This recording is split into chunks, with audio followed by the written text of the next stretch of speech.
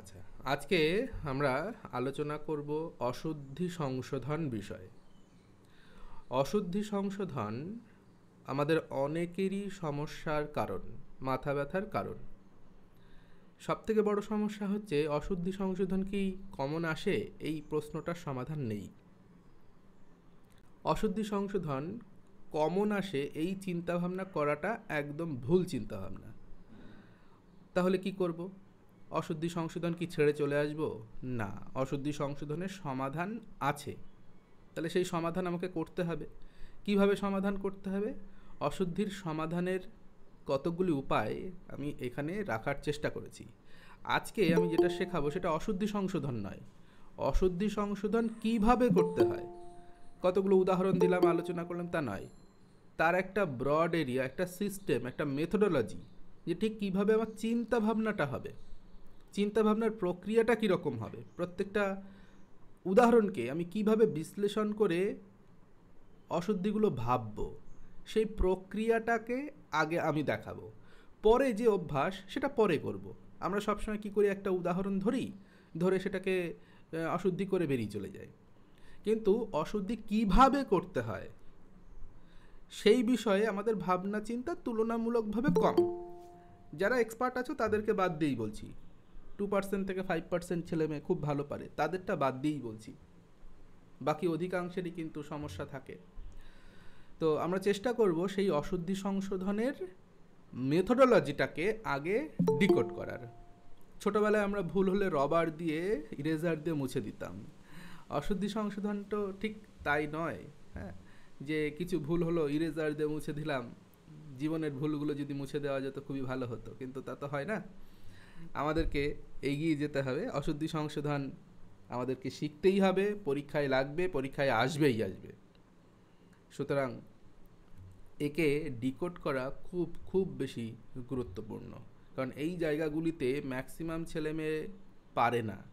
ফলে যারা পারে তারা বেরিয়ে যাচ্ছে, শব্দরূপ, ধাতুরূপ, সাহিত্যের ইতিহাস সব মুখস্থ করে, সন্ধি করে সবাই বেরিয়ে গেছে, কিন্তু এইখানে এসে আটকে গেছে।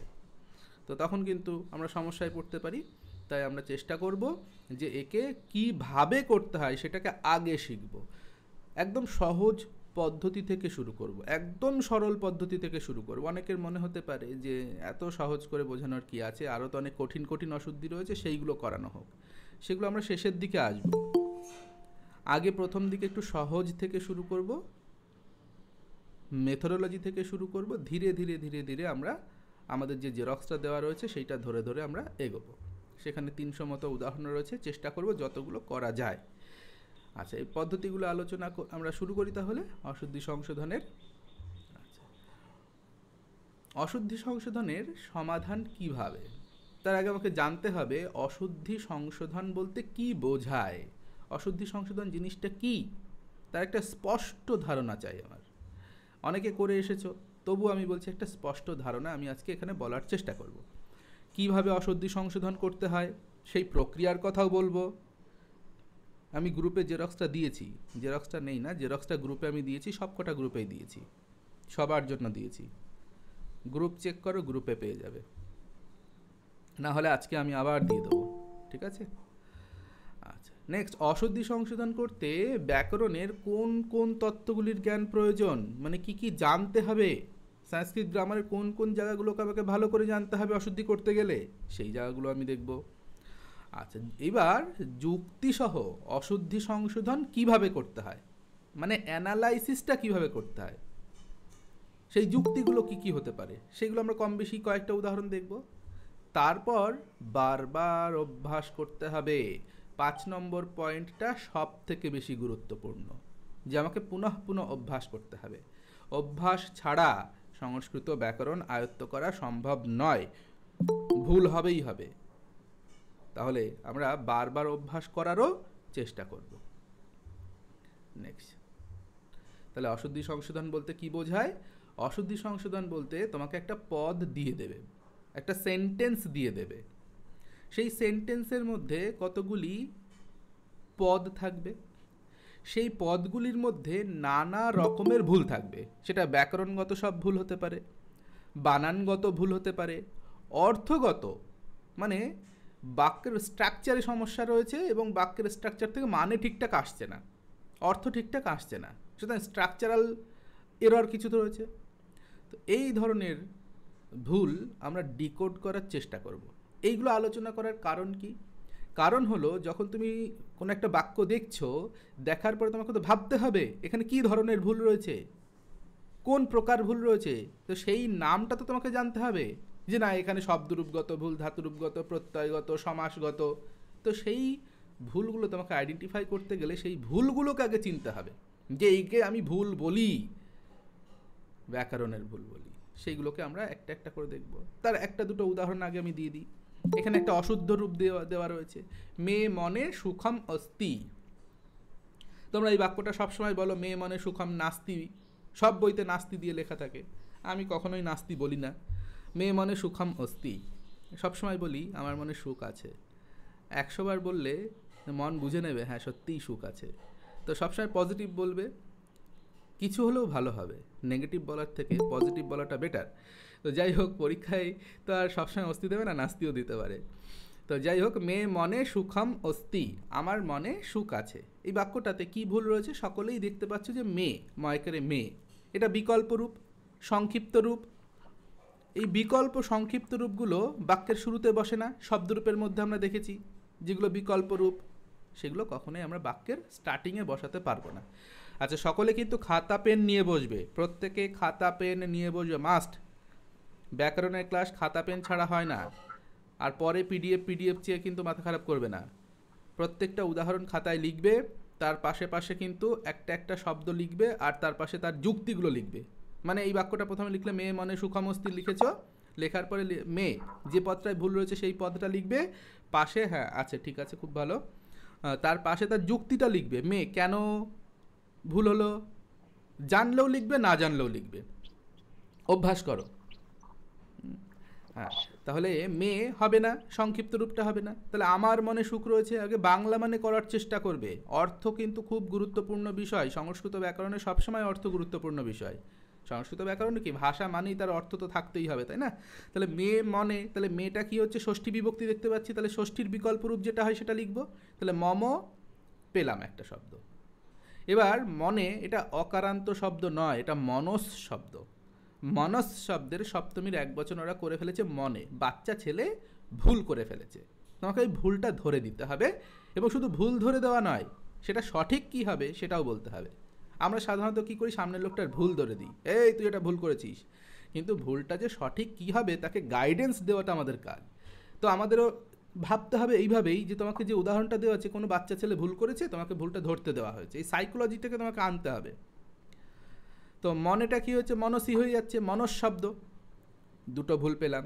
তারপর দেখো সুখং অনুস্বার আছে, তারপরে অ আছে। তা অনুস্বারের পরে যদি অ থাকে মানে স্বরবর্ণ থাকে, তাহলে ময় হসন্তটা কি অনুস্বার হবে? হবে না, ময় হসন্তটা ময় হসন্তই থেকে যাবে। তাহলে এটাও একটা ভুল।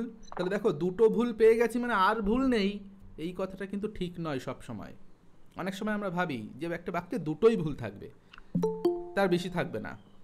তো অনেক সময় এই চিন্তা ভাবনার জন্য কিন্তু অনেকে বাকি অংশটুকু না দেখে টিক মেরে চলে আসে। প্রত্যেকটা পদ চেক করতে হবে। তাহলে কি হলো, মম মনসি সুখম ময় হসন্ত করতে হবে। আর অস্তি, কর্তা ক্রিয়ার সম্পর্ক মাস্ট বি চেক করতেই হবে প্রত্যেকটা বাক্যে। কালকেই বলেছিলাম যে দুটো বেসিক জিনিস অশুদ্ধি সংশোধনের, দুটো বেসিক জিনিস। 100-150 নিয়ম আছে, যত করবে তত নিয়ম পাবে, 1000 বইতে 1000 উদাহরণ আছে, কিন্তু দুটো, তার মধ্যে সংক্ষিপ্ত করে মিনিমাইজ করে আমি দুটো নিয়ম বললাম যেটা কখনোই ভুলবে না। একটা হচ্ছে বিশেষ্য বিশেষণ সম্পর্ক, 2 হচ্ছে কর্তা ক্রিয়া সম্পর্ক। না, এখানে অস্মি কথাটা ভুল, অস্মি হবে না। কি আছে, থাকার কাজটা কে করছে, কর্তাকে এইভাবেই খুঁজবে, কর্তা যে কাজ করে সেই হচ্ছে কর্তা। এখানে অস্তি মানে আছে, এই থাকার কাজটা কে করছে, সুখ নিজেই করছে। সুখ এখানে কর্ম নয়, অস ধাতু অকর্মক ধাতু, অস ধাতুর কর্ম হয় না। অস ধাতু, ভূ ধাতু, সপ ধাতু, সি ধাতু, হস ধাতু, এগুলি অকর্মক ধাতু। এদের কর্ম হবে না, মানে কর্মে দ্বিতীয় তুমি করতেই পারবে না। তাহলে সুখং আমরা কি করব, প্রথম আর এক বচনই আছে এটা, সুখম দন্তস্বরে সুখম ময়সন্ত, সুখম অস্তি, এইভাবে হবে। তাহলে সঠিক রূপটা হচ্ছে মম মনসি সুখম অস্তি। আচ্ছা, আমার যদি কোথাও কোনো প্রিন্টিং মিস্টেক থাকে আমাকে জানাবে, কারোর মাইক হয়তো অন রয়েছে, মাইকটা অফ করবে। গেল। স্যার অকর্মক ধাতুগুলো কোনগুলো বললেন একবার বলুন। হ্যাঁ, অকর্মক ধাতুগুলো কোনগুলো বললেন একটু বলুন স্যার। হ্যাঁ, অকর্মক অনেক ধাতু রয়েছে, আপাতত আমার মনে পড়ে সপ ধাতু, সি ধাতু, অস ধাতু, ভূ ধাতু, হস ধাতু, এইগুলো আপাতত আমার মনে পড়ছে, আরও কিছু কিছু আছে, দেখতে হয়। তাহলে এগুলো অকর্মক ধাতু। অস আর ভূ এই দুটো তোমাদের খুব কাজে লাগবে। হ্যাঁ, আচ্ছা, 2 নম্বর উদাহরণ দেখো। ত্বম অন্যত্রম গচ্ছতু, মানে কি হতে পারে? ভুল দিয়েছে বানান ঠিকই, তবু মানে তো একটা আছে। তুমি অন্য জায়গাতে যাও, মানটা করে নেবে, তাহলে তোমার বুঝতে সুবিধা হবে। তাহলে দেখো, তং অনুস্বার করেছে, তয় বা অনুস্বার ত্বং, এই অনুস্বারটাকে আমাকে খেয়াল রাখতে হবে, পরে স্বরবর্ণ আছে না পরে ব্যঞ্জন বর্ণ আছে। মো অনুস্বার, মটা অনুস্বার হবে কখন? হলি, হল যদি পরে থাকে, না হলে কিন্তু হবে না। তাহলে এখানে কি রয়েছে, পরে স্বরবর্ণ রয়েছে, তাহলে ম অনুস্বারই থেকে যাবে, এই সরি ময় হসন্তই থেকে যাবে, অনুস্বার হবে না। তাহলে তোয়াম ময় হসন্ত দেব, প্রথম শব্দ গেল। দ্বিতীয় শব্দ কি? অন্যত্রম দিয়েছে, অনুস্বার দিয়েছে, তাহলে অন্যত্রম কি হবে? না, হবে না, এটা অব্যয়, অব্যয়ের কোনো পরিবর্তন হয় না। তম অন্যত্রম, অন্যত্রম গচ্ছতু, হ্যাঁ গচ্ছতি একজন বলছো, হ্যাঁ না, গচ্ছতি কেন হবে?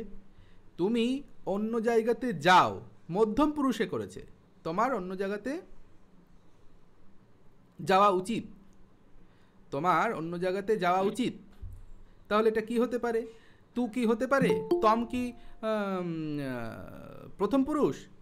না, সংস্কৃততে অস্মদ শব্দ একমাত্র শব্দ যে উত্তম পুরুষ, যুষ্মৎ শব্দ একমাত্র শব্দ যে মধ্যম পুরুষ। আর কোনো শব্দ নেই যে উত্তম পুরুষ হতে পারে, আর কোনো শব্দ নেই যে মধ্যম পুরুষ হতে পারে। উত্তম পুরুষ একটাই শব্দ অস্মদ, মধ্যম পুরুষ একটাই শব্দ যুষ্মদ। তাহলে কর্তা ক্রিয়ার সম্পর্ক আমাকে প্রত্যেকটা বাক্যে চেক করতে হবে, ভুল থাকুক আর না থাকুক। তোমার হয়তো মনে হতে পারে না কোনো ভুল নেই, আবার চেক করো, চেক না করলে ধরা পড়বে না। তাহলে তাম অন্যত্রম গচ্ছতু, তুমি অন্য জায়গাতে যাও, তয় রস্যু হবে না, কারণ তু হচ্ছে প্রথম পুরুষে রয়েছে, আর আমার কর্তা হচ্ছে মধ্যম পুরুষে, তাম মধ্যম পুরুষে রয়েছে, যুষ্মৎ শব্দ থেকে রয়েছে। তাহলে আমি কি করব? মধ্যম পুরুষ করব। বচন কোনটা হবে? এক বচন হবে। তম এক বচনে রয়েছে কর্তা, তাই ক্রিয়াপদও এক বচনে হবে, তাই হচ্ছে গচ্ছ। বিচারটা এইভাবে করতে হবে, প্রত্যেকটা পদ ধরে ধরে স্লোলি করতে হবে। প্রথম অবস্থায় স্লোলি করো।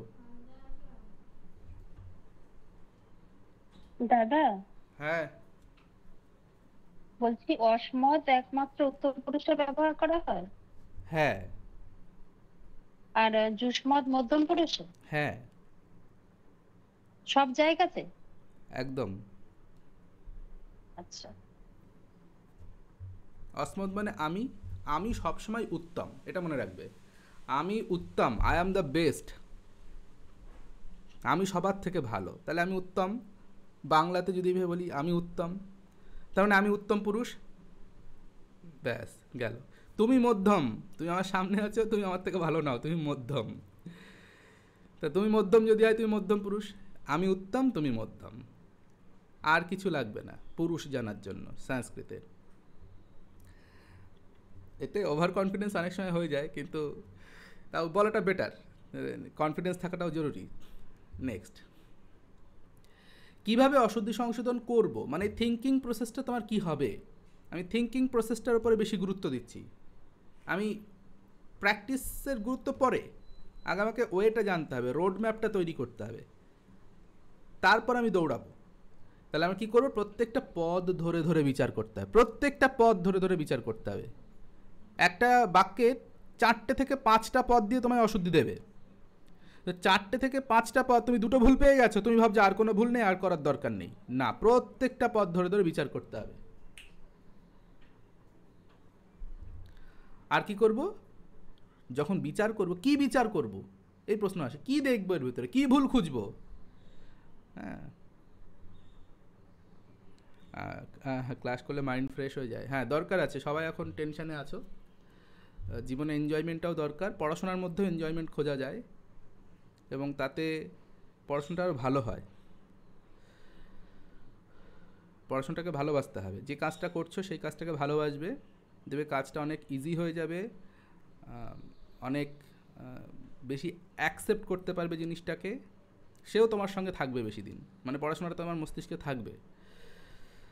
তো যাই হোক, পদটির বানান চেক করব। কি কি ভুল চেক করব? পদটির বানান, প্রত্যেকটা পদের বানান ধরে ধরে চেক করব। বাচ্চা ছেলে বানান ভুল করে দেয়নি তো? প্রশ্ন করতে হবে, বাচ্চা ছেলে বোঝে না কিছু, একটা দুটো বানান ভুল করে দিয়েছে, ঠিক আছে, বাচ্চা ছেলে বলে একটু ক্ষমা করে দিই, আর 2-4টা ভুল আমিও একটু ধরে নিই। ভুল ধরতে আমরা সবাই এক্সপার্ট, একটা ভুল হলেই হলো, মানে সামনের লোককে একদম ছিঁড়ে খেয়ে নেবো। তো সেই ভুলটা আমাদেরকে পরীক্ষার হলে দেখাতে হবে, সেই ভুল ধরা এখানে। তাহলে কী কী চেক করব? বানান চেক করব, ব্যুৎপত্তি চেক করব, ক্রিয়াপদের সাথে প্রত্যেকটা পদের সম্পর্ক চেক করব। ক্রিয়াপদের সাথে প্রত্যেকটা পদের সম্পর্ক, মানে যে পদটার বানান দেখছি তার সাথে দেখব ওই পদটার সঙ্গে ক্রিয়াপদের কোনো যোগাযোগ আছে কিনা, এবং তার সঙ্গে তার আশেপাশের পদের কোনো যোগাযোগ আছে কিনা। এই দুটো কথার মাধ্যমে কি বললাম? এই দুটো কথার মাধ্যমে বললাম যে বিশেষ্য বিশেষণ সম্পর্ক এবং কর্তা ক্রিয়া সম্পর্ক। ওই পদের সঙ্গে ক্রিয়াপদের সম্পর্ক মানে কি? একরকম কারক বললাম, আর পাশাপাশি কোনো পদের সঙ্গে সম্বন্ধ রয়েছে, সেটা বিশেষ্য বিশেষণ হতে পারে, কারকের সম্বন্ধও হতে পারে। আচ্ছা, 3 নম্বর পয়েন্টটা দেখো, বিশেষ্য বিশেষণ সম্পর্ক, কর্তা ক্রিয়া সম্পর্ক, এবং মোটা মোটা করে লেখা রয়েছে। এই সম্পর্ক অশুদ্ধি সংশোধনের মধ্যে থাকবেই থাকবে, বা যে কোনো বাক্য লিখলে থাকবেই থাকবে, সেটা ঠিক দিক আর ভুল দিক যে কোনো বাক্যে থাকবে, সেটা অনুবাদেও থাকবে, অশুদ্ধি সংশোধনও থাকবে, এই দুটোই তুমি বাক্য পাবে। সুতরাং এই দুটোতে আগে এই দুটো চেক করো, যে কী দিয়ে শুরু করব, এই দুটো দিয়ে আগে শুরু করো, যে বিশেষ্য বিশেষণ সম্পর্ক ঝামেলা পাকায়নি তো, কর্তা ক্রিয়ার সম্পর্কে ঝামেলা করেনি তো, এই দুটোকে খোঁজার চেষ্টা করো। দেখবে একটা তুমি অন্তত এইরকম ভুল পেলেও পেতে পারো। এত নিয়মের মধ্য থেকে এই নিয়মটা বেশি ইম্পর্টেন্ট। আর কি? সন্ধির ভুল, সমাসের ভুল, কারকের ভুল, প্রত্যয়ের ভুল, এই সমস্তগুলো আমাকে ধরে ধরে বিচার করতে হবে। এগুলো প্রধান প্রধান কিছুই না, সবই তোমাকে গ্রামার জানতে হবে, কিন্তু সিস্টেমটাকে সিস্টেমেটিক করতে হবে। একটা উদাহরণ, ভবান প্রাতে ভগবানম স্মর। সকালবেলা আমরা সকলে নিজের নিজের ইষ্ট দেবতা স্মরণ করতেই পারি। ভবান প্রাতে ভগবানম স্মর, একটা বানান দিয়ে দিয়েছে, মানে একটা বাক্য দিয়ে দিয়েছে, আমরা কী করব? প্রত্যেকটা বানান চেক করব, দেখি তো আগে বানান ঠিক আছে নাকি। বানান দেখতে গিয়েই দেখবে একটা ভুল পেয়ে গেছো, তুমি একটা দুটো ভুল পেয়ে গেছো, তাকে বানান চেক করতে হবে, একদম বেসিক জিনিস গেল। তাহলে ভবান, এইবার ব্যুৎপত্তি চেক করব। প্রথমে বানান চেক করলাম, যখনই বানান চেক করতে করতে যে যে ভুলগুলো পেয়ে গেলে তার আশেপাশে লিখে রাখো, মানে বুকলেট সিরিজ যেটা রয়েছে তার মধ্যে লিখবে যে এটার বানান এইটা সঠিক। এইবার তুমি ব্যুৎপত্তি ভাবো, তার জন্য তোমাকে অপশান দিয়ে দেবে, 4টে অপশান দিয়ে দেবে, এরকম 4টে অপশান দিয়েছে। এবার তুমি প্রথম শব্দটা নিয়েছ, তার মানে তুমি প্রথম পদটাকে ভাববে। প্রথম পদটাকে কি ভাববে? প্রথম পদটাকে দেখো, প্রথম এই 2016-তে এসেছিল, ও আচ্ছা, তাহলে তো খুব ভালো। তাহলে দেখো, খুব বেশি কঠিন কিন্তু দেয়নি 2016-তে অশুদ্ধি সংশোধন। আমরা প্রত্যেকটা পদকে নিয়ে দেখব। তাহলে প্রথম পদের এবার বিচার করব। কিভাবে বিচার করব প্রথম পদের বিচার? প্রথম পদে অপশান কি কি আছে ভালো করে খেয়াল করো। প্রথম পদের অপশান কি কি আছে দরকার হলে খাতায় লিখে লিখে করবে অশুদ্ধি সংশোধন। কিভাবে লিখবে? দেখো, প্রথম পদ 4টে অপশান রয়েছে, 4টে অপশানের মধ্যে ভ্যারাইটি কতগুলো রয়েছে? ভ্যারাইটি দেখো মাত্র 2টো রয়েছে। খাতায় লেখো ভ বয়াকার নয় হসন্ত আর ভ বয়াকার ন, ভ বা ন।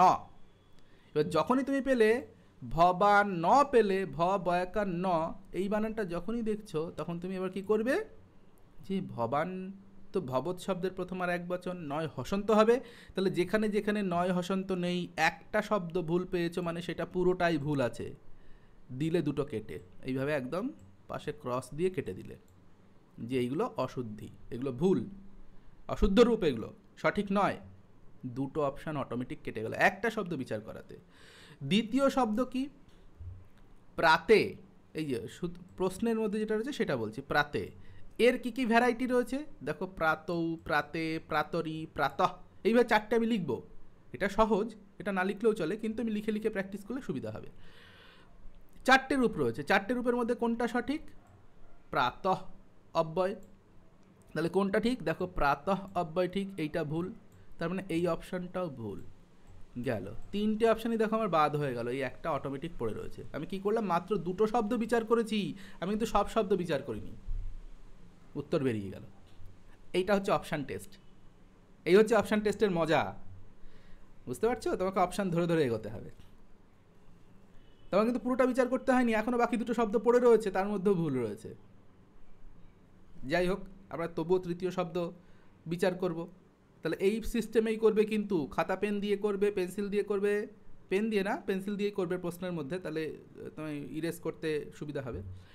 তৃতীয় পদের বিচার করব, তৃতীয় পদে কতগুলো ভ্যারাইটি রয়েছে দেখি তো, একটা ভগবানম, ভগবনং, ভগবন্তম, তুমি যখন লিখবে তখনই তোমার চোখে পড়বে, ও আচ্ছা বানং আর বনং দিয়েছে, না লিখলে কিন্তু চট করে চোখে পড়ে না এগুলো, ভগবানম, ভগবনম আর ভগবন্তম তিনটে রয়েছে। এবার ভগবৎ শব্দরূপ পড়েছি আমরা, ভগবৎ শব্দের দ্বিতীয় আর এক বচনে হয় ভগবন্তম, তাহলে ভগবন্তম কোথায় রয়েছে, ভগবন্তম দেখো এই সি আর ডি এ রয়েছে, তাহলে সি অটোমেটিক আগে কেটেই দিয়েছি, তাহলে এই ভগবন্তম রূপটা হচ্ছে সঠিক।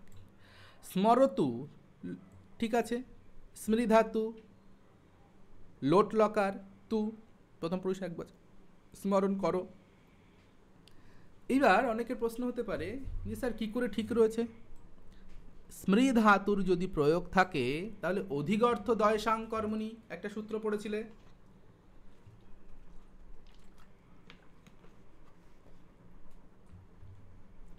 অধিগর্থ দয়সাং কর্মণিতে পেয়েছিলে, অধিগর্থক ধাতু যদি থাকে তাহলে কর্মণি ষষ্ঠী হবে, তাহলে ভগবন্তম কেন হবে, ভগবতঃ করতে হবে, তা সেটা কি তোমার অপশানে দিয়েছে?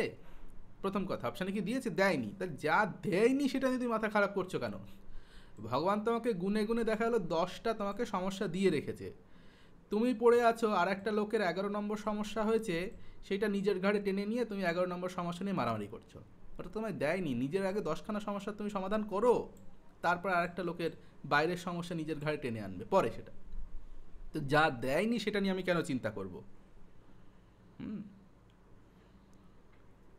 তো এখানে ভগবত এটা হবে, কিন্তু সেটা বিবক্ষাবশত, এটা কোনো ভুল নেই, ভগবন্তমও কোনো ভুল নেই, ভগবত করলেও কোনো ভুল নেই, বিবক্ষাবশত আমি ষষ্ঠী করতে পারি, আর আমার বিবক্ষা নেই, তাই আমি কর্ম করতে পারি, কোনো সমস্যা নেই তাতে, সুতরাং ডি নম্বর অপশানটা ঠিক।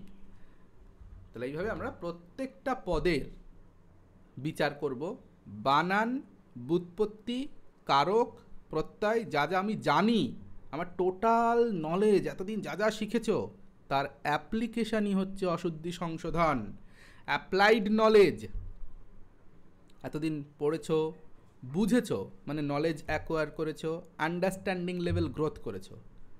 প্রশ্নকর্তা চাইছে শুধু এই দুটো নলেজ হলে হবে না, তার অ্যাপ্লিকেশান আছে কি না, জীবনে যা শিখছো সেটা প্রয়োগ করতে পারছো কি না, এই বোধটা আছে কি না, তার জন্যই কিন্তু অশুদ্ধি সংশোধন পরীক্ষায় কিন্তু ইম্পর্টেন্ট একটা জায়গা, এটা টেস্ট করার জায়গা।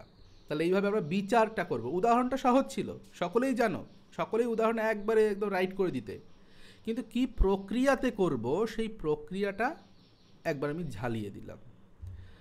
তাহলে সঠিক উদাহরণ আমরা পেয়ে গেলাম, ভবান প্রাতঃ ভগবন্তম স্মরতু, ডি নম্বর। নেক্সট চলে যাব, অশুদ্ধি সংশোধন করতে ব্যাকরণের কোন কোন তত্ত্বগুলির জ্ঞান প্রয়োজন। একটু আগেই বললাম যে সমাস দেখছি, কারক দেখছি, দেখে নিই কোন কোন তত্ত্বের জ্ঞান প্রয়োজন। এক কথায় বলা যায় অশুদ্ধি করতে ব্যাকরণের সব তত্ত্বেরই জ্ঞান প্রয়োজন, সব, এক কথায়। তাও একটা লিস্ট আমি করে দিয়েছি সংক্ষেপে, যে কি কি চেক করব, একটা চেক লিস্ট করে দিয়েছি। সেই চেক লিস্টগুলো একবার দেখে নিলে মনে হয় কিছুটা সুবিধা হবে। যদি আমি এক কথায় বলে দিলাম সবই চেক করতে হবে, তবে একটা চেক লিস্ট থাকলে সবসময় সুবিধা হয়। পদের বানান চেক করব, কেমন বানান, শব্দরূপ দিয়েছে তাহলে শব্দরূপের বানান, ধাতুরূপের বানান, অব্যয়ের বানান, নত্ব সত্য বিধান। বিশেষ্য বিশেষণ সম্পর্ক, কর্তা ক্রিয়ার মধ্যে যে পুরুষ বচন সম্পর্ক রয়েছে সেটা চেক করব। সন্ধির প্রয়োগ বিধিগুলো ঠিকঠাক করেছে তো, বিসর্গ ঠিকঠাক দিয়েছে তো, বিসর্গের লোপ ঠিকঠাক করেছে তো, বিসর্গ ওকার ঠিকঠাক হয়েছে তো, এইভাবে প্রশ্ন করব, অসংখ্য প্রশ্ন করব অশুদ্ধি করার সময়। কারক অর্থাৎ ক্রিয়াপদের সাথে বাক্যের প্রত্যেকটা পদের সম্পর্ক কীরকম রয়েছে, যদি অপশান না বের হয়, সঠিক উত্তর বের করতে পারছো না, তখন কিন্তু এই এত জিনিস তোমায় একটা একটা করে বিচার করতে হবে। নাহলে তুমি সম্পূর্ণ নিশ্চিত হতে পারবে না যে তুমি ঠিক করেছো না ভুল করেছো। তাহলে কি করব, আরও শুধু কারক নয়, বিভক্তিও হয়, বিশেষ অর্থে বিভক্তি, শব্দযোগে বিভক্তি, এই জায়গাগুলো আমরা চেক করব। কৃত তদ্ধিত, নাম ধাতু, সনন্ত, জঙন্ত, এইগুলোর প্রয়োগ ঠিকঠাক করেছে তো, মানে পরস্মৈপদীটাকে আত্মনেপদী করে দেয়নি তো, আত্মনেপদীকে আবার পরস্মৈপদী করে দেয়নি তো, গ্যাস রু স্মৃতি দৃশাংসন আমরা জানি আত্মনেপদী হয়ে যাবে, অশুদ্ধিতে পরস্মৈপদী করে দেয়নি তো, জঙন্ত ধাতু সবসময় আত্মনেপদী হবে, পরস্মৈপদী করে দেয়নি তো, এইভাবে কিন্তু দেখতে হবে। নাম ধাতুর ক্ষেত্রেও ঠিক তাই, আমরা নাম ধাতুর ক্ষেত্রে আমরা নিজেরাই কত চ্যালেঞ্জ ফেস করেছি, পড়তে গিয়ে বিভিন্ন বইতে ভুল রয়েছে, সেগুলোকে ঠিক করা, আলোচনা করা, হ্যাঁ, তো এইগুলো কিন্তু আমাদের বারবার প্র্যাকটিসও করতে হবে। পদের ব্যুৎপত্তি নির্ণয় করা শিখতে হবে, যারা প্রত্যয় ভালো পারো তারা ব্যুৎপত্তিও করতে পারো। প্রত্যয় জানাটা খুব জরুরি, প্রত্যয় ছাড়া কেউ ব্যুৎপত্তি নির্ণয় করতে পারবে না। আত্মনেপদ পরস্মৈপদ বিধানের ভুলও থাকতে পারে, সহজ প্রশ্ন দিলে আলাদা ব্যাপার, কিন্তু কঠিন অশুদ্ধি দিলে কিন্তু এই জায়গাগুলো ধরবে, আত্মনেপদ পরস্মৈপদ বিধান, যেটা আমরা গত দিনের প্রশ্নে কিছু রেখেছিলাম। শব্দ যুগলের পার্থক্য থেকে অশুদ্ধি সংশোধন থাকতে পারে, বাচ্য পরিবর্তনের নিয়ম থেকে অশুদ্ধি থাকতে পারে।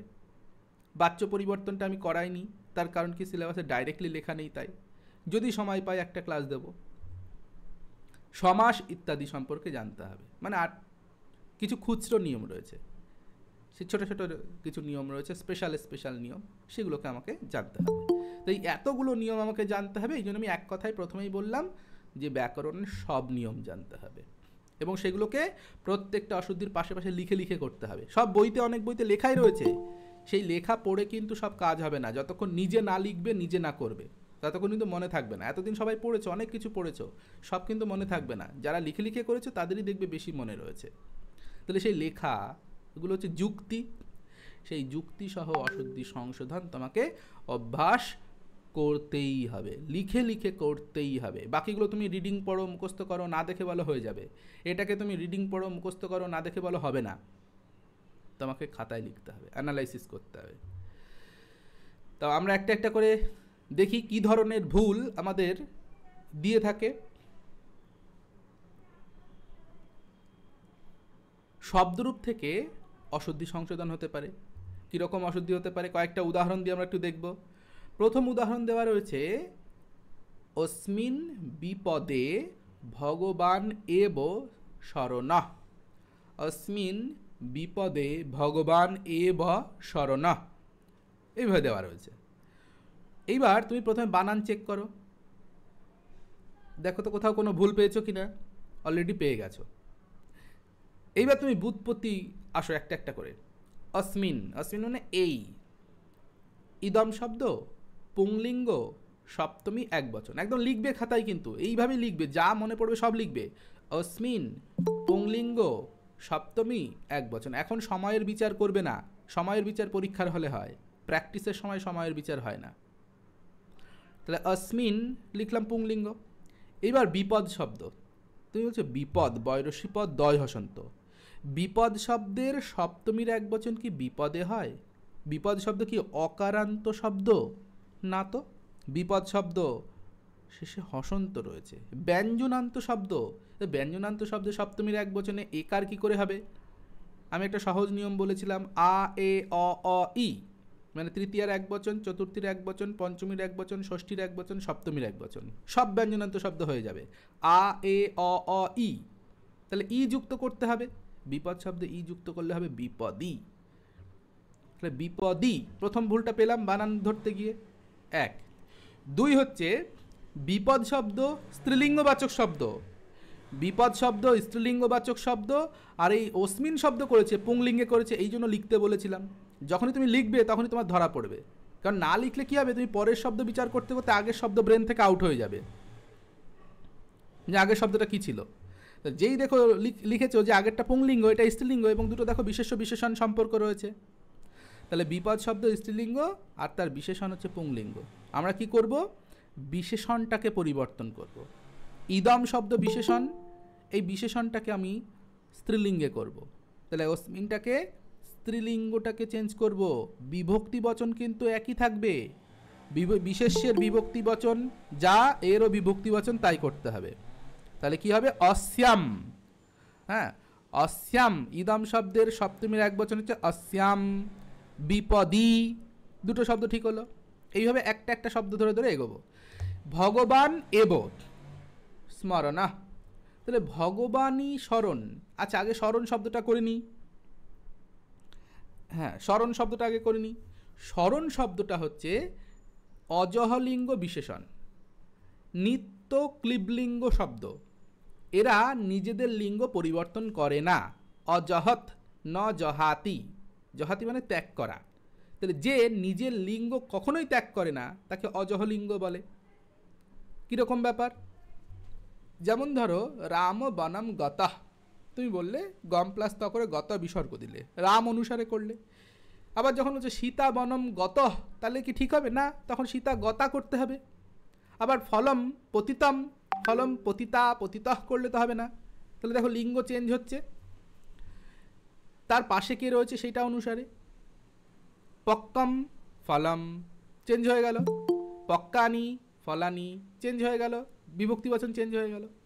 কিন্তু কিছু শব্দ রয়েছে যারা আশেপাশে যেই থাকুক না কেন, এরা খুব একদম তেড়া টাইপের লোক, কোনো দিনই নিজেকে পাল্টাবে না, বলছে আমি যেমন ছিলাম তেমন থাকবো, পরিস্থিতি যাই হয়ে যাক না কেন।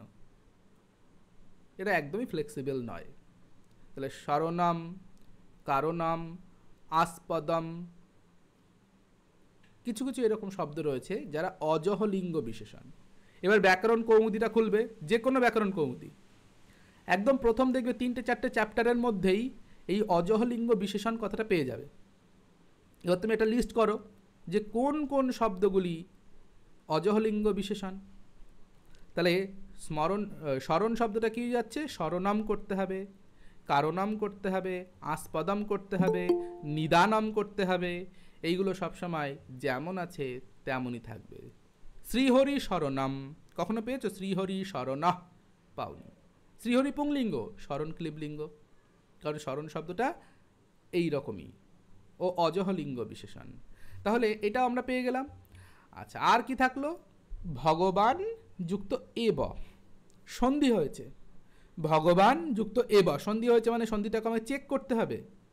যতই তোমার চেনাশোনা লোক হোক, তুমি যদি এয়ারপোর্টে চাকরি করো আর তোমার চেনাশোনা লোক এসেছে, তুমি চেক না করলে তোমার ডিউটি কি হবে?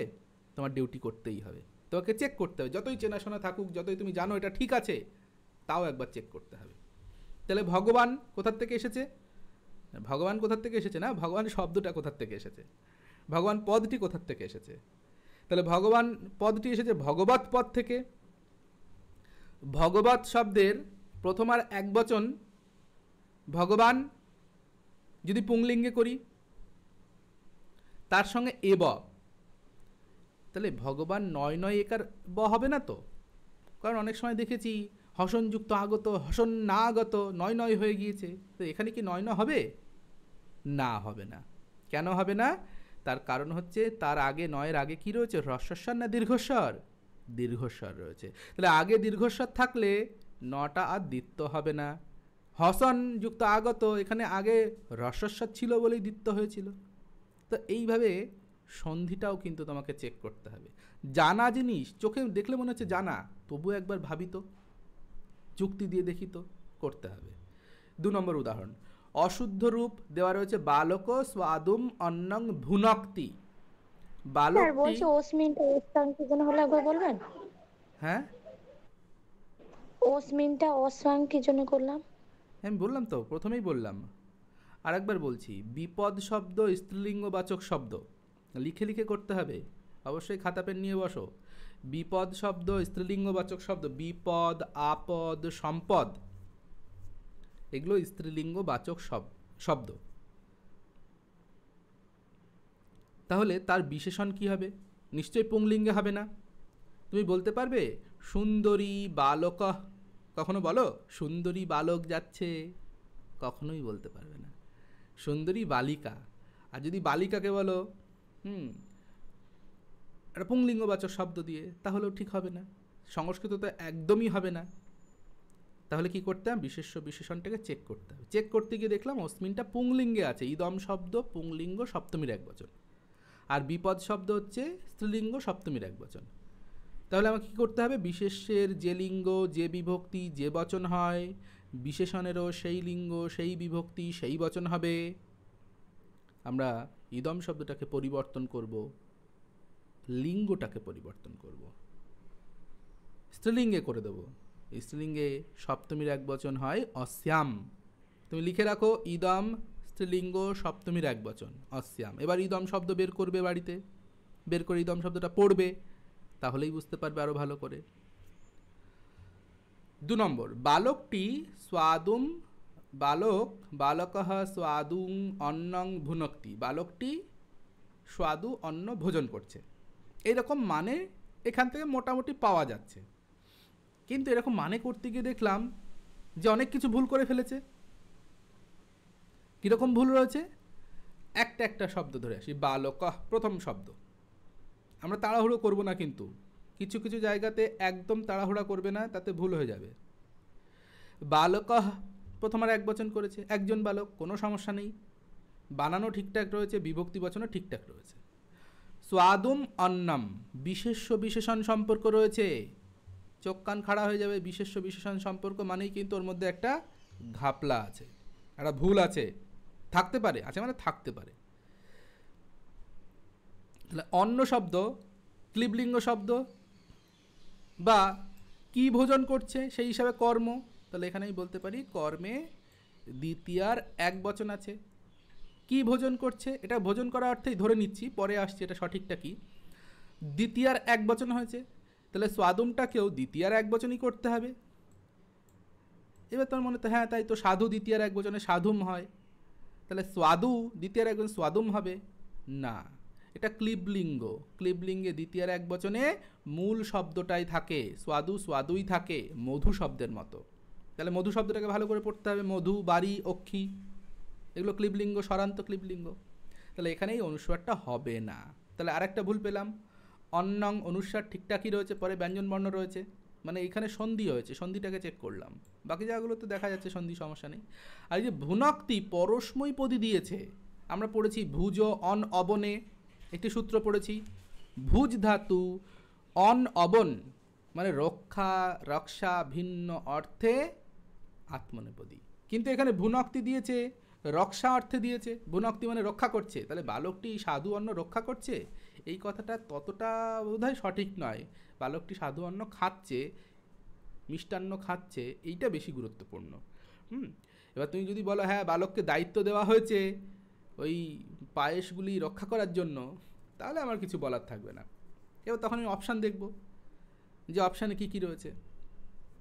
অপশানে সবকটাই যদি আত্মনেপদী থাকে, তাহলে আমাকে দেখে ভাবতে হবে যে, বা বানান ভুল থাকে ভাবতে হবে। কিন্তু এখানে সেই রকম কঠিন মানে করবে না যে বালকটি সাধু অন্ন পাহারা দিচ্ছে, ওরকম মানে করবে না, কারণ সেটা সাধারণত হয় না, একটা অর্থগত ত্রুটি থেকে যাবে সেখানে। তাহলে আমরা কি করব? আত্মনেপদী করব, ভুজ ধাতু আত্মনেপদী করব, করে হয়ে যাচ্ছে বালক স্বাদু অন্নং ভুঙ্ক্তে বা ভুঙ্ক্তে, এইভাবে করলাম। ধাতুরূপ থেকে অশুদ্ধি সংশোধন, আগে আমি এবার প্রত্যেকটা জায়গা ধরে ধরে করি, তারপরে আমরা র্যান্ডামলি যা যা উদাহরণ দাদা দেওয়া রয়েছে। ভুংতেটা বানান ভুল আছে। না, বানান ভুল নেই। ভয়রস্যু উময় হসন্ত কয়তয় একার, তাই তো? হ্যাঁ এবার উময় হসন্তকে যখন তুমি একসঙ্গে লিখবে তখন উময় হসন্তর ঘাড়ে গিয়ে কয়তা পড়বে। মাইক্রোসফট আলাদা আলাদা করে লিখতে দিচ্ছে না। এই উময় হসন্তের সঙ্গে যখনই তুমি কয়তয় লিখছো ও এইভাবে লিখতে দিচ্ছে না, ও কি করছে, এর ঘাড়ে গিয়েই বসিয়ে দিচ্ছে, দিয়ে এরকম দিয়ে দিচ্ছে। ঠিক আছে, এটা কোনো ভুল নয়, এটা টাইপ করলে এটাই আসবে। লেখার সময় দেখবে উময় হসন্ত কয়তা তুমি আলাদা আলাদা পাচ্ছ, কিন্তু মাইক্রোসফটের আমি যে ভার্সানে টাইপ করছি সেই ভার্সানে এইরকম এসেছে, কোনো সমস্যা তাতে নেই। ঠিক আছে। হ্যাঁ, ধাতুরূপ থেকে অশুদ্ধি সংশোধন।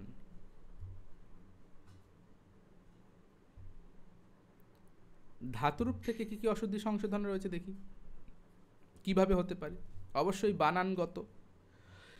একটা দিয়ে সর্পম বিভ্রন্তি বালকা, সর্পম বিভ্রন্তি বালকা, তাহলে যে সকল ধাতুরূপে লট অন্তি তে অন্তি হয় না, তি হয়, সেই ধাতুরূপগুলো কিন্তু ইম্পর্টেন্ট ধাতুরূপ।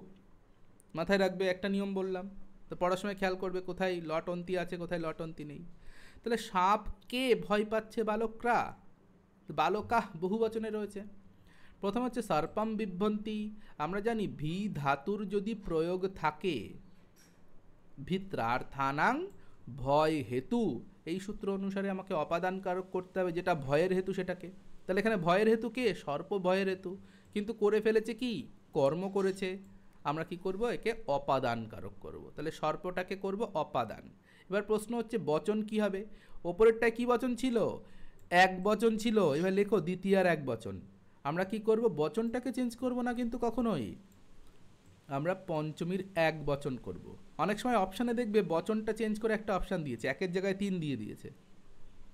আমরা কি করব? শুধু কারকটাকে চেঞ্জ করব, বিভক্তিটাকে চেঞ্জ করব। তাহলে অপাদান কারকে পঞ্চমী, অপাদানে পঞ্চমী, এক বচন সারপাত। আর বিভ্রন্তি বালকা ক্রিয়াপদটাকে দেখব কর্তার সঙ্গে রিলেট করব। কর্তা প্রথমার বহু বচন আছে, তাহলে প্রথমার বহু বচন রয়েছে, এটাও প্রথমার বহু বচন। লট অন্তি মনে হতে পারে না, লট অন্তিতে এটা হয় না। তাহলে কি হয়? বিভ্রতি হয়। তাহলে সারপাত বিভেতি, রূপটা হচ্ছে সারপাত একটা ভুল, বিভেতি আর একটা ভুল। বালক এইরকম বানান ভুল দিতে পারে। তাহলে শব্দরূপ তোমায় মুখস্থ রাখতে হবে, ধাতুরূপ মুখস্থ রাখতে হবে। আর একটা উদাহরণ, শিশব সজ্জায়াম, এখানে সর্পাতে খণ্ডত্ব দিলেও হতো তো? একই ব্যাপার, তয় হসন্ত খণ্ডেত্ব দুটো একই জিনিস। বাংলাতে খণ্ডেত্ব দেওয়া যায়, সংস্কৃততে খণ্ডেত্ব তো পাওয়া যায় না, তয় হসন্ত দেওয়া হয়, একই জিনিস। টাইপিংয়ে খণ্ডেত্ব আমাদের টাইপিংয়ে নেই, ওটা তয় হসন্তই আসে। স্যার দয় হসন্ত দিলে না, ভুল হয়ে যাবে। দয় হসন্ত দিলে যদি সন্ধি করি তবেই দয় হসন্ত। এখানে সন্ধি হবে, ঠিক আছে, এখানে সন্ধি করা যায়, অপশান দেখে বুঝতে হবে তখন। এখানে সন্ধি করা উচিত। এখানে দেখো সর্পম অনুস্বার করে দিয়েছে, সন্ধি করে দিয়েছে, ময় হসন্তটা অনুস্বার করেছে। এখানে সারপাত তয় হসন্তকে যদি সন্ধি করি তবেই দয় হসন্ত হয়। ত থ দ বর্গের তৃতীয় বর্ণ হয়ে যাচ্ছে, প্রথম বর্ণ তৃতীয় বর্ণ হবে। সারপাদ বিভ্যতি, ভুল নেই কোনো, সন্ধি করলে দয় হসন্ত। এবার তুমি অপশানে দেখো যদি দয় হসন্ত থাকে তাহলে সন্ধি করে দিয়েছে, এইভাবে বুঝতে হবে। এবং সন্ধি করার রূপটাকে নিতে হবে, কেন? ওপরটাতেও সন্ধি রয়েছে তাই, এইভাবে ভাবতে হবে। শিশব শয্যায়াম শয়ন্তে। হ্যালো হ্যাঁ স্যার। বলো। স্যার এটা বিভ্রান্তি যে হলো, এটা তো প্রথমার হচ্ছে বহু বচনের, মানে লট তৃতীয়সন্তি, লটের বহু বচন তো হয়েছে। হ্যাঁ, লট প্রথম পুরুষ বহুবচন। হ্যাঁ, কিন্তু তয় হস্যই আবার এক বচন হয়ে গেল কি করে? বিধাতু রূপটা কি হয়? বিভেতি। প্রথম হ্যাঁ, পুরুষে, তৃতীয়সন্তি। হ্যাঁ তিটা এখানে মানে তো অন্তিতে প্রথম। ন থাকে না তো। তুমি ভি ধাতুটা বের করো। আচ্ছা আচ্ছা এটা হাওয়া দ্বিগুণে ধাতুতেই আছে, হাওয়া দ্বিগুণে ধাতুতেই আছে তো ওটা। হ্যাঁ, আচ্ছা আচ্ছা ঠিক আছে, দেখছি। দেখেছো, এইভাবেই হচ্ছে ভুলগুলো হয়ে যায় আমাদের। তো এই জায়গাগুলোকে আমাকে আইডেন্টিফাই করতে হবে যে এরকম ভুল দেয়, কারণ আমি কি বিচার করব, আমি জানি না কি বিচার করতে হবে। সেই জন্য এইগুলো সংক্ষেপে আলোচনা করছি সহজভাবে।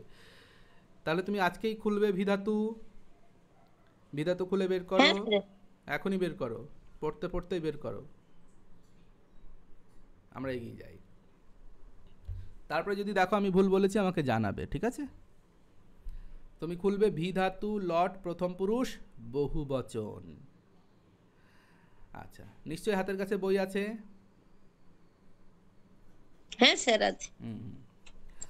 আচ্ছা, শিশব শয্যায়াম শয়ন্তে, শিশব শয্যায়াম শয়ন্তে, প্রথম শব্দ শিশব। অনেক সময় মনে হতে পারে ও এটা ঠিক, ঝট করে লাভ দিলাম 3 নম্বর শব্দে, না আগে একটা একটা করে আসি, 3 নম্বর শব্দেও যাব। শিশব 1-এর 3, এবার লিখে লিখে করো। আমি 1-এর 3 লিখছি মানে বুঝে নেবে প্রথমার বহুবচন। শিশু শব্দের প্রথমার বহুবচন হচ্ছে শিশব, শিশুরা। ঠিকই আছে, কোনো সমস্যা নেই, সাধু শব্দের মতো। শয্যায়াম কোথায় শুয়ে রয়েছে? শয্যাতে শুয়ে রয়েছে। হ্যাঁ, পেয়েছি একজনকে, ভুল। হ্যাঁ, শয্যাম শেরতে করেছো, রাজীব। এই রাজীব সেই পুরনো স্টুডেন্ট আমার, রাজীব তো তুমি? রাজীব, রাজীব কথা বলো। হ্যাঁ, তুমি কি ব্যাকরণের উপর পিএইচডি করছো না? হ্যাঁ। দাঁড়াও, আমি এটা স্ক্রিনশট তুলে তোমার স্যারের কাছে পাঠাবো। তুমি এই যে ভুলভাল লিখছো, হ্যাঁ, তোমার স্যারের কাছে আমি পাঠাচ্ছি, দাঁড়াও। তোমার স্যারের আর নাম তুললাম না, তাহলে তোমার অবস্থা খারাপ হয়ে যাবে। তুমি ভাবো কি ভুল করেছো আর ঠিকটা লেখো। আচ্ছা, শিশব প্রথমার বহুবচন ঠিক আছে। এবার কোথায় শুয়ে রয়েছে? শয্যাতে শুয়ে রয়েছে। এখানে কি রয়েছে? শয্যা শব্দের সপ্তমীর এক বচন রয়েছে। এইভাবে স্টেপ বাই স্টেপ যাও। এইটা সবারই মনে হচ্ছে শয্যাম হবে, আমারও মনে হয়েছিল হঠাৎ করে যে শয্যাম হবে, কিন্তু শয্যাম কেন হবে? এখানে কি অধি আছে? সেতে শয়াতে শেরতে, রূপটা তো ভুল আছে ধরলাম, কিন্তু কোনো উপসর্গ আছে? অধিসিং স্থাসাং কর্ম, অধি আছে কি? অধি তো নেই। তাহলে তুমি হঠাৎ করে দ্বিতীয়া কেন করলে? হ্যাঁ, এইবার ধরে ফেলেছে। তাহলে শয্যায়ামটা শয্যায়ামই থাকবে। তাহলে যেটা আমরা বেশি পড়ে এসেছি আমাদের মাথায় সেটা ঢুকে বসে থাকে। ওই শয্যাম বারবার পড়ে এসেছি, ওটা মাথায় দেখো ঢুকে বসে রয়েছে। সিমিলার ওয়ার্ড দেখলেই মায়া তোমাকে ওই উদাহরণটা তোমার সামনে এনে রাখবে ভুল করানোর জন্য, এটা যাতে না হয়। তাহলে শয্যায়াম শয্যায়ামই হবে। গ্রামার স্পেশালিস্টও কিন্তু ভুল করে ফেললো। হ্যাঁ, তো ভুল হতেই পারে, এই কারণেই ভুল হয়। মায়া বড্ড শক্তিশালী। তো এই মায়া কিন্তু সেই আবেগ অনুভূতির মায়া নয়, এটা আরেক রকম মায়া। হ্যাঁ, তাহলে শিশব শয্যায়াম শেরতে। এবার শিশব প্রথমার বহুবচন, শেরতে তয় একার রয়েছে, অন্তে নেই কেন? এই প্রশ্নটা যাদের হচ্ছে তারা শি ধাতু খুঁজবে। শি ধাতু খুঁজে মুখস্থ করবে আজকেই, খুব ইম্পর্টেন্ট ধাতু। শি ধাতু, ভি ধাতু, ইম্পর্টেন্ট ধাতু। ঠিক আছে, নেক্সট চলে যাবো পরেরটাতে। অব্যয় থেকে অশুদ্ধি সংশোধন। অব্যয়গুলো ব্যাকরণ কৌমুদী বা পাণিনীয় শব্দশাস্ত্র বা পাণিনিয়ম দেখবে অনেক অব্যয় দেওয়া রয়েছে, 2-3 পাতা অব্যয় দেওয়া রয়েছে। কিচ্ছু করতে হবে না, জাস্ট 3 থেকে 4 বার রিডিং পড়বে। মিনিট 20 থেকে 30 লাগবে, 3 থেকে 4 বার রিডিং পড়বে। কি অব্যয়, তার মানে কি, বানান কি, মানে কি, ব্যাস এইটুকু পড়লেই হয়ে যাবে। আবার বলছি, অব্যয়গুলি কি করবে? বানান কি, মানে কি, বানান করে করে পড়বে। ছোটোবেলায় যেমন বানান করে করে পড়তে আঙ্গুল দিয়ে দিয়ে, বাবা মা বলতে আঙ্গুল দিয়ে পড়, ওই আঙ্গুল দিয়ে বানান করে করে পড়ো। সপদি, দন্ত সপ, দয়রসি, প্রাতঃ, পয়রাফলা আকার, তয় বিসর্গ, ঠিক এইভাবে বানান করে করে 3 থেকে 4 বার পড়ো, আর লাগবে না। পুরো আর এসএসসি পিরিয়ডে আর পড়তে হবে না অব্যয়। তাহলে অব্যয় থেকে ভুল একমাত্র বানানগত ভুলই দেবে। আর হচ্ছে তুমি যেমন এমন কিছু অব্যয় চেনো না সেটা দিতে পারে। কখনো শোনোনি এরকম কিছু অব্যয় আছে, এই জন্য আমি বললাম রিডিং পড়তে হবে। দিবায়াম ন সপিহি, দিনের বেলা ঘুমাবে না। তাহলে অব্যয়টা কি? অব্যয় আমাকে চিনতে হবে, দিবা একটি অব্যয়। এবার অব্যয়গুলো আমি না জানি তাহলে চিনবো কি করে? তোমার পকেটে পয়সা নেই, তাহলে খরচ করবে কি করে? তোমার কাছে জ্ঞান নেই, তুমি প্রয়োগ করবে কি করে? তাহলে অব্যয়গুলোকে আগে পড়ো, অব্যয় লিস্টগুলি দেখো, কি কি অব্যয় রয়েছে, তার মানে কি। এখানে তো সোজা অব্যয় রয়েছে, এটা সবাই জানো, কিন্তু কিছু আনকমন অব্যয় রয়েছে যেগুলো সাধারণ প্রয়োগ হয় না। বাই চান্স এরকম অব্যয় প্রয়োগ দিয়ে দিলে কিন্তু চিনতে পারবো না। তাহলে আমাকে অব্যয়ের প্রয়োগ চিনতে হবে।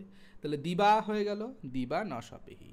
সব ধাতু, লোট লকার, মধ্যম পুরুষ, কয়েকটা খুব বদমাস আছে, মনে থাকে না। হ্যাঁ, সে তো ঠিক কথা, কয়েকটা বদমাস আছে, সেইগুলোকে আলাদা করে লিস্ট করতে হবে, তাহলে দেখবে মনে থাকবে।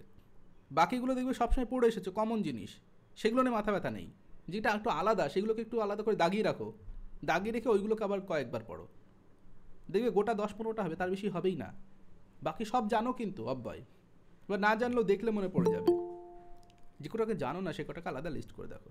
তাহলে নেক্সট হচ্ছে আরেকটা উদাহরণ দিই, প্রাতে ভ্রমণম কুর্জাত। প্রাতে দেখেই বুঝতে পারছো, প্রাতঃ কমন অব্যয়। আচ্ছা, বাকিগুলো সব ঠিকঠাক রয়েছে, আমি বাকিগুলো আর এখানে বিচার করলাম না, তোমরা অবশ্যই করে দেখবে। নত্যবিধান। স্যার বলছি অব্যয়ের পর স্যার বিসর্গ হয়? হ্যাঁ হ্যাঁ, সেই বিসর্গ আর এই বিসর্গ আলাদা। এইটা রজাত বিসর্গ, এইটা এই জন্য বললাম তুমি কি করবে, অব্যয়ের লিস্টটা খুলবে। অব্যয়ের লিস্টটা খুলে কয়েকবার রিডিং পড়বে। এইটা হচ্ছে শব্দ, মূল শব্দ, এই রটাই বিসর্গ হয়ে গেছে, হবে প্রাতঃ হয়েছে। ঠিক আছে, তুমি যেটা বলছো সেটা সুবিভক্তি, অব্যয়ের পরে সুবিভক্তি আসে কিন্তু তারপরে আবার লোপ হয়ে যায়, ফলে সুবিভক্তি আর থাকে না। যেমন এখানে ধরো দিবা, দয়রসি বয় আকার, দিবার পরে সুবিভক্তি নেই ঠিকই, কিন্তু সুবিভক্তি এসেছিল পাণিনির নিয়ম অনুসারে, কারণ বাক্যে প্রয়োগ করতে গেলে না পদম শাস্ত্রে প্রযুঞ্জতে, পদ না হলে তো বাক্যে প্রয়োগ হবে না, তাই এর উপরে বিভক্তি একটা আছে, কিন্তু সেটা লোপ পেয়ে গেছে। ঠিক আছে, সুবিভক্তি এসে আবার লোপ পেয়ে গেছে, কিন্তু এই বিসর্গটা সুবিভক্তির বিসর্গ নয়, এই বিসর্গটা রজাত বিসর্গ। সন্ধির বিসর্গ সন্ধি দেখে নেবে, রজাত বিসর্গ এবং সজাত বিসর্গ আমি আলোচনা করেছি। নত্যবিধান এবং সত্যবিধান। নত্য বানানটা খেয়াল করো, মূর্ধন্য তয় বয়, মানে মূর্ধন্যের ভাব কখন হবে, আর মূর্ধনস্বর ভাব কখন হবে, মানে মূর্ধন্য কখন করব আর মূর্ধনস্ব কখন করব। একদম সহজ নিয়ম বলেছি, র এবং র এবং মূর্ধন্য স এদের পর দন্তন্যটি মূর্ধন্য হবে, 1 নম্বর নিয়ম। কি র মূর্ধনস্ব, রসাভ্যাম নো ন সমানপদে, র এবং মূর্ধন্যস্বর পর দন্তন্য থাকলে দন্তনটি মূর্ধন্য করব, 1 নম্বর। 2 নম্বর নিয়ম হচ্ছে অটকুপ্যাম নুম ববায়ে অপি, রয়ের ঠিক পরে দন্তন্য ছিল মূর্ধন্য হয়েছে, রণক্ষেত্র কোনো সমস্যা নেই, রয়ের ঠিক পরে মূর্ধন্য না হয়েছে, কিন্তু রয়ের ঠিক পরে যদি না থাকে, একটু মাঝখানে ব্যবধান রয়েছে। স্যার আরেকবার বলুন না, এটা প্রথম থেকে কি বললেন, একটু কেটে যাচ্ছিল। প্রথম নিয়ম বলেছি, র এবং মূর্ধন্যস্বর পর র এবং মূর্ধন্য স, যেটাকে তোমরা পেট কাটা মূর্ধন্যস্ব বলো, আমি পেট কাটা বলি না, ওটা মূর্ধন্যস্ব বললেই চেনা যায়, তাকে আলাদা করে পেট কাটা বলার দরকার হয় না। ওর কি অপারেশন হয়েছে যে পেট কাটা বলতে হবে? মূর্ধন্য স, আর তো কোনো মূর্ধন্য স নেই।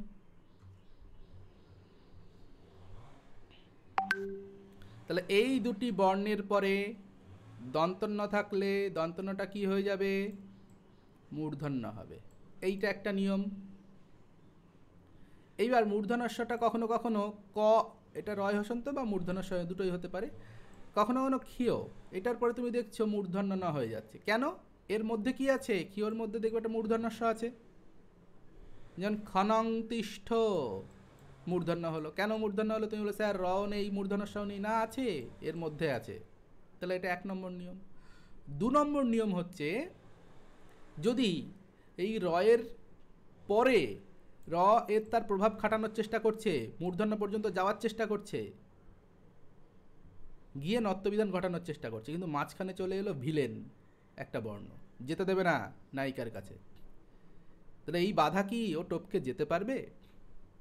পাণিনি বলল হ্যাঁ, তার আমি নিয়ম করেছি, কোন কোন পাঁচিল বাবা তুমি টপকাতে পারবে, সব পাঁচিল টপকাতে যেও না, কিছু পাঁচিলের ভেতরে কিন্তু বুলডগ আছে, যাওয়া যাবে না। তো কোন কোন জায়গাতে যাওয়া যাবে? হ্যাঁ কিছু, তো এইভাবে না পড়লে তো এনজয় হবে না, তাই না? তোমরা 1 ঘন্টা 2 ঘন্টা ধরে ক্লাসে থাকছো, আর আমি পড়াইও এইভাবে, তাতে আমারও ভালো লাগে, বাকিদেরও ভালো লাগে। তো কী হবে, মাঝখানে যে পদটা রয়েছে একে ওভারটেক করে ও যেতে চাইছে এই পর্যন্ত, তাহলে কিভাবে যাব? হ্যাঁ, পানিনি নিয়ম করে দিয়েছেন অট কুপ্যাম নুম বাবায় অপি, অট, অট অয় হসন্ত, এটা একটা প্রত্যাহার। এই প্রত্যাহারে পানিনি বলছেন অট প্রত্যাহারে কারা কারা রয়েছে? সব স্বরবর্ণ রয়েছে, সব স্বরবর্ণ, আর হ জ ব র, হজবরলর হজবরা, তাহলে স্বরবর্ণ আর হজবরা, এই যে বর্ণগুলি রয়েছে। আর কি? কু আর পু, কু আর পু। মাইহুনা সিনেমাতে পু নামটা শুনেছিলে, তার আগে ছিল স্বরবর্ণ। তাহলে এই 3টে ক্যাটাগরি, নুমটুম বাদ দিয়ে দিলাম, ওগুলো লাগে না। তাহলে যদি স্বরবর্ণ মাঝখানে থাকে তাহলে জানবে যে ভিলেনটা দুর্বল, হজবর থাকে ভিলেন দুর্বল, ক বর্গ প বর্গ থাকে ভিলেন দুর্বল, তুমি ওভারটেক করে যেতে পারবে, মারধর খাওয়ার কোনো চাপ নেই। আর যদি এইগুলো বাদে কেউ থাকে, যাওয়ার চেষ্টা করো না, মারধর খেয়ে যাবে, বানান ভুল হয়ে যাবে, উত্তরও ভুল হয়ে যাবে, তাই না? হ্যাঁ, সিনেমা দেখতে কেনা ভালোবাসে, কিন্তু সুযোগ খুব কম। টিভি আমি দেখি না, সিনেমা খুব কম দেখি।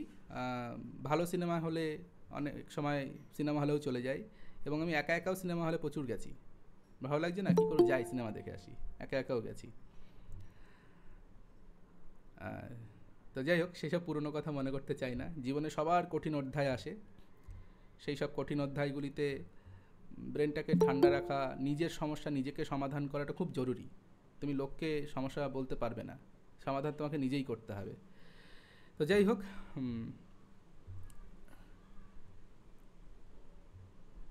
একটু পুরনো যুগে চলে গেছিলাম। আচ্ছা, তাহলে 3টে জিনিস আমরা দেখলাম, কু আর পু। কু আর পু কারা কারা? কু মানে ক বর্গ, আর পু মানে প বর্গ।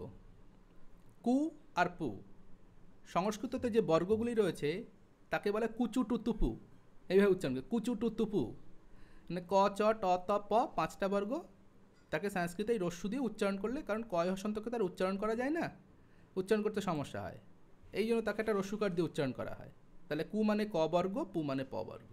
তাহলে এই সমস্ত স্বরবর্ণ, এই বর্ণগুলি আর এই বর্ণগুলি যদি ব্যবধান থাকে, মাঝখানে থাকে, তবে নত্যবিধান কার্যকর হবে, মানে এ ওভারটেক করে যেতে পারবে এই পর্যন্ত, এই নায়ক নায়িকা পর্যন্ত যেতে পারবে, মাঝখানে ভিলেন দুর্বল, সেই জন্য।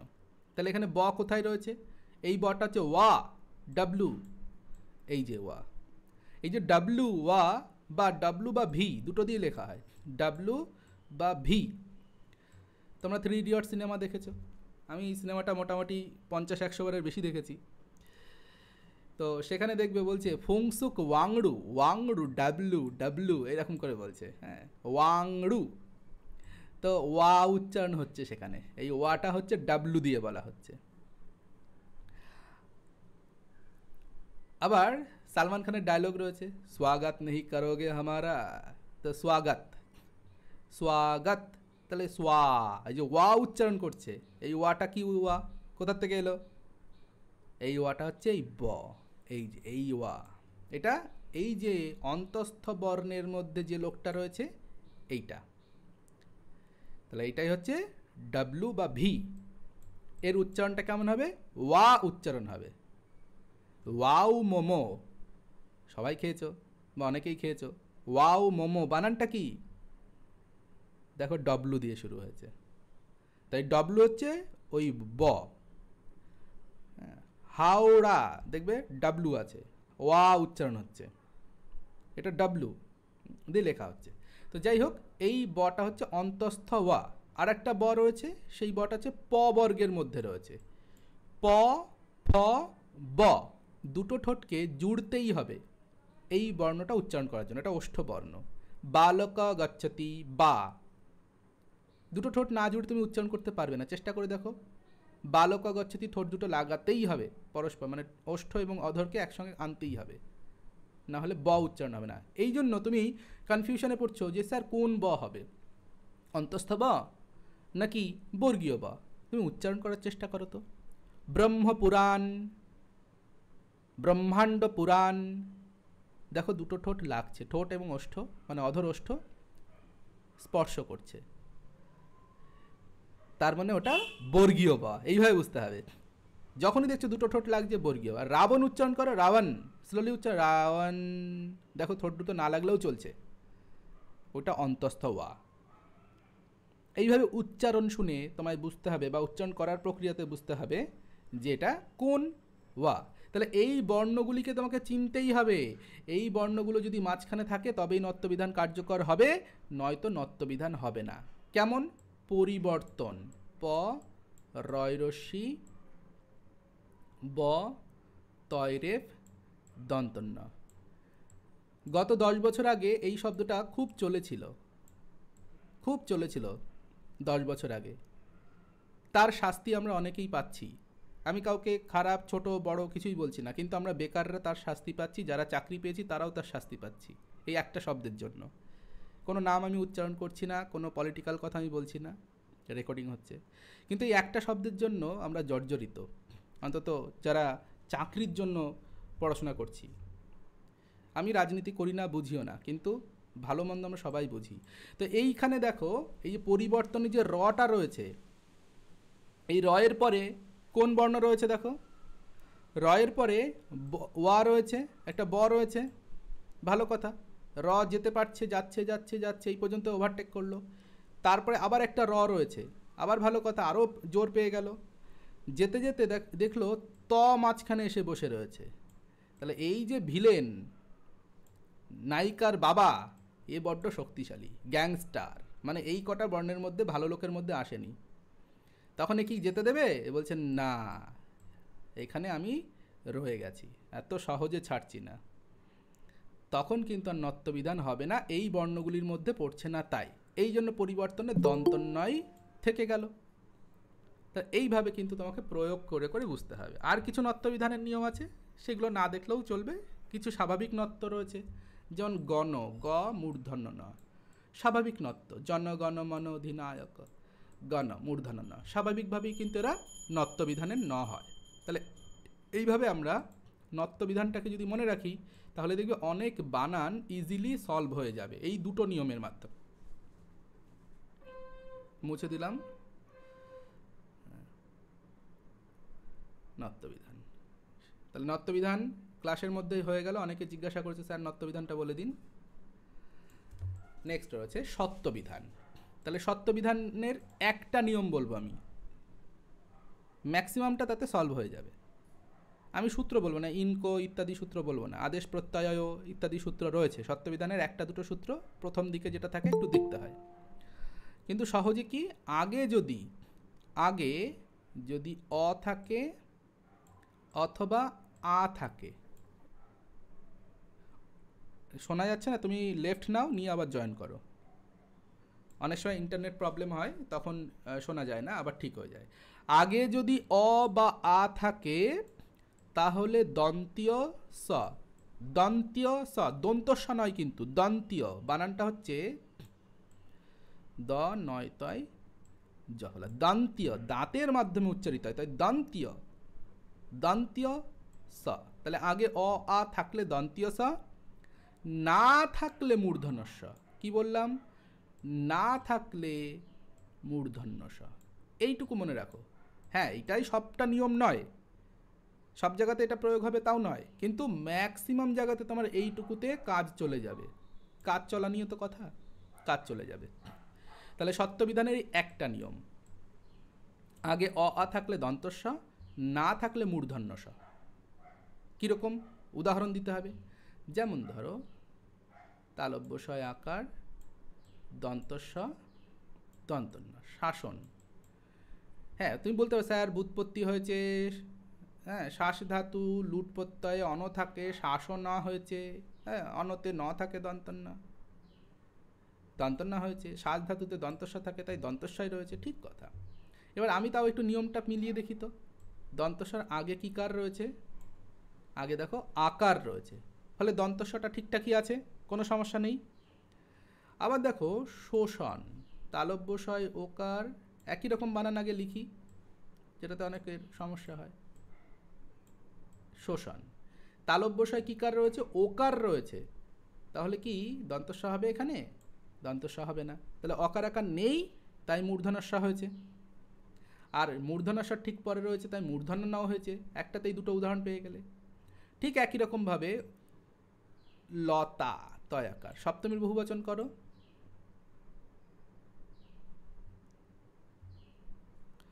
লতা সু, দন্তস্বয় রস্য হবে। কিন্তু নর শব্দ যদি লেখো, নরতে কি অকার আকার আছে? আগে অকার আকার নেই, আগে একার রয়েছে, অন্য কার রয়েছে। অকার আকার না থাকলে মূর্ধন্যস্ব। নরেষু, যেমন ধরো সম্পদ, দন্তস্ব ময় পয় দয় হসন্ত, সম্পদ সু, সপ্তমীর বহুবচন। সম্পদ সু, আগে কি কার রয়েছে? খণ্ডের আগেরটা দেখো, অকার আকার রয়েছে, এই জন্য দন্তস্ব হয়েছে। এখানে যদি অন্য কোনো স্বর থাকতো মূর্ধন্যস্ব হতো। হ্যাঁ, তো এইভাবে কিন্তু একটু এই নিয়মটা প্রয়োগ করলে অনেকটা হবে, সবটা বলছি না কিন্তু, অনেকটা কার্য হয়ে যাবে সত্যবিধানের। এইবার আমি বললো রফলা। হ্যাঁ বলো স্যার, নর্তবিধানটা একটু সরল করে একটু বলে দেবেন, ঠিক ততটা বুঝে উঠতে তুমি পারলাম না। রেকর্ডিং দেখে নেবে, এখানে টাইমটা দেখে রাখো। এখন 9:20, 8টা থেকে ক্লাস শুরু হয়েছে, 9:20, 1 ঘন্টা 15 মিনিটে নত্যবিধান বলা রয়েছে। প্রায় 5 থেকে 10 মিনিট বলেছি, ওটা ভিডিওটা চালিয়ে আর একবার দেখে নিও। হ্যাঁ, ভিডিও তো থাকবে, দিয়ে দেবো, কারণ বারবার রিপিট করতে গেলে আমি তো এগোতে পারবো না।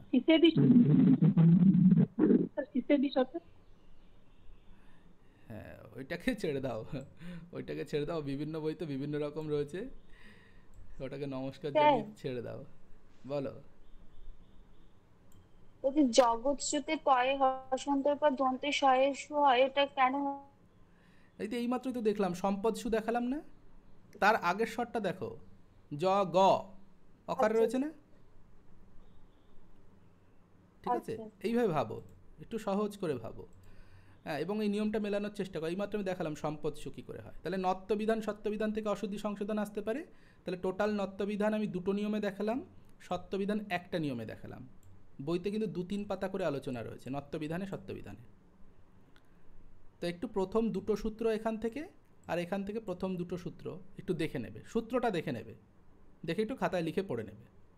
ঠিক আছে, কারণ অনেক সময় জিজ্ঞাসা করতে রসাভ্যাম নো ন সূত্রটি হলো কি বিষয়ের সূত্র, তখন কিন্তু চিনতে না পারলে সমস্যা হয়ে যাবে। আচ্ছা, তাহলে এর কটা উদাহরণ দিই। নর নারায়ণায় নমঃ, এখানে কি ভুল রয়েছে দেখব। রয়ের পর এইমাত্র শিখলাম আমরা, সদ্য শিখেছি, তাহলে সদ্য শেখা জিনিস সে একটু গরম বেশি থাকে। রয়ের ঠিক পরে দন্তন্য রয়েছে, তাহলে এটা মূর্ধন্য হওয়ার কথা। আবার এই যে র, তারপরে য় রয়েছে, মানে য় অটের মধ্যে বর্ণ রয়েছে, অট বর্ণ রয়েছে, অন্তস্থ বর্ণ রয়েছে, তাহলে এই মূর্ধন্য, এই দন্তন্যটাও মূর্ধন্য করতে হবে। 2টো কন্ডিশন পেলাম, এবার কোনটা মূর্ধন্য হবে। এই যে রয়ের পরে মূর্ধন্যটা রয়েছে, এটা নারায়ণ একটা শব্দ, একটা পদ। এই যে মূর্ধন্যটা, এইটা দন্তন্যটি মূর্ধন্য করা যাবে।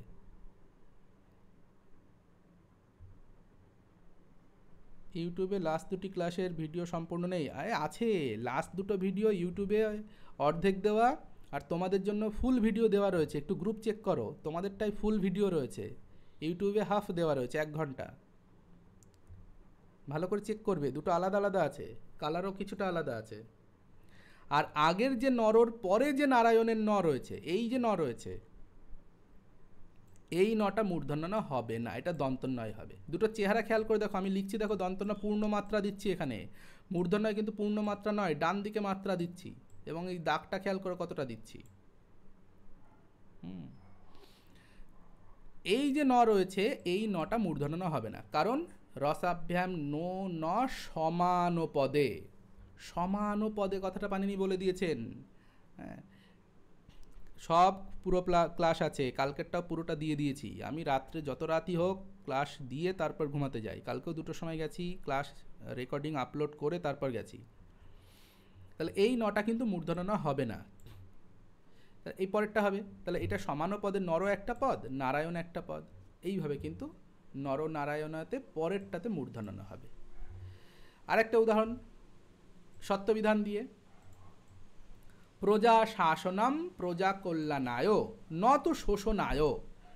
প্রজা কল্যাণ প্রজা শাসনের জন্য, প্রজাদের শোষণ করার জন্য নয়। তাহলে প্রজা শাসন, শাসন মানে কি দেখছি মূর্ধন্যস্ব রয়েছে,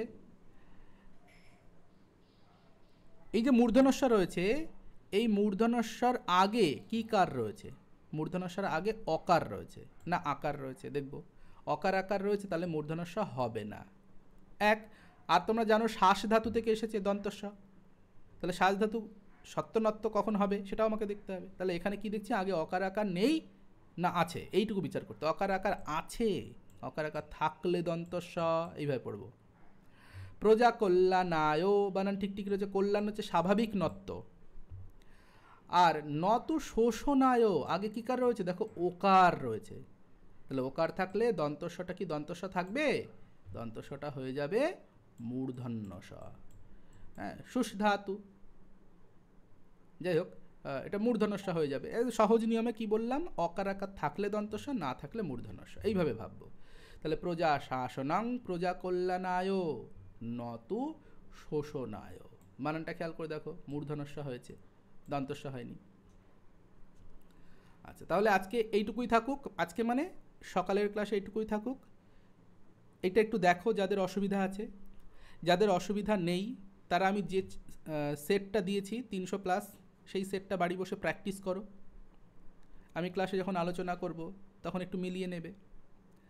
দুপুরে আমরা আবার 3টের সময় মিট করব, তখন আবার ক্লাস হবে। আর আমি কিছু আজকে প্র্যাকটিস সেট পরীক্ষার জন্য দেবো, কালকে দিইনি, অনেকগুলো পরীক্ষা পরপর দিয়ে এসেছো বলে কালকে আমি দিইনি, একটানা প্রায় 16খানা পরীক্ষা দিয়েছো তোমরা। আজকে আবার দেব, আজকে থেকে আবার শুরু হবে। পাঠাবেন অবশ্যই, সবটাই দেব আমি। না জেরক্স, এইটা জেরক্স করতে পারবে না, এটা জেরক্স করতে পারবে না, এটা লিখে নিতে হবে। এটাতে এত কালি রয়েছে জেরক্স করতে পারবে না, আমি প্রথমে বলে দিয়েছি খাতায় লিখে লিখে করো। এখানে প্রচুর কালি রয়েছে, শেড ব্যাকগ্রাউন্ড কালারফুল রয়েছে। এটা ফুল সেট তো দেবো, আজকে থেকেই দেবো। কালারফুল রয়েছে, এত কালার জেরক্স করতে পারে, আজকে থেকে ফুল 60 নম্বর সেট আজকে থেকে দেবো। এতদিন দিয়েছি 60, 75, 100। হ্যাঁ বলো স্যার, ছন্নাম বানানটা একটু বলে দিন না। মূর্ধন্য মূর্ধন্য দন্তেন্য হবে মূর্ধন্য মূর্ধন্য না দুটোই মূর্ধন্য? মূর্ধন্য মূর্ধন্য, হ্যাঁ। কিন্তু স্যার বইয়ে তো আছে যে মূর্ধন্যের উপর নিচে দন্তেন্য দিয়ে আছে তো, সন মাতুর। না না, মূর্ধন্যই দেবে, দুটোই মূর্ধন্য, ঠিক হ্যাঁ। আছে। স্যার আর মৃন্ময় বানানটা একদম কনফার্ম ওই মূর্ধন্যই হবে তো? হ্যাঁ। কিন্তু দাদা ওখানে তো নিয়মে আছে